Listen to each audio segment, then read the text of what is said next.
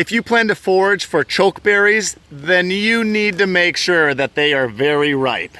The wood on a chokeberry bush has kind of a striate running up and down. The leaves are oval with very fine teeth that run along the edges, and the fruit are round ball shaped and grow in large clusters similar to wild grapes. Chokeberries are very acrid, which means they have this bittersweet flavor with an unpleasant fibery thickness that gets stuck in your mouth, makes you unable to swallow until you get a glass of water. But if you wait until they're black and ripe, you can eat them raw. It's just preferred to cook with them and use them in jams. Here in South Dakota, chokeberries ripen in late July, early August. Seeds are high in cyanide, so it's important that you remove them. Quick update, I found an older field guide called Edible Wild Plants of the Prairie that talks about the Cheyenne and Cherokee Native Americans that used chokecherries in a pemmican, where they crushed the pit and the fruit itself into buffalo meat, and they dried it. Apparently drying and cooking the pits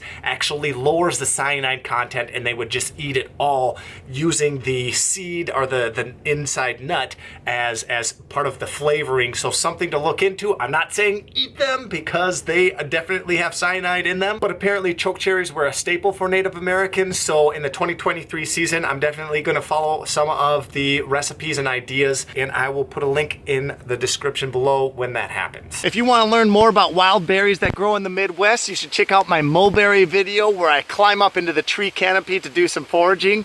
Or if you want to learn more about plants, bugs, and mushrooms that you can forage here in South Dakota in the Midwest, check out some of my other videos because there's a lot of wild things that you can put in your mouth.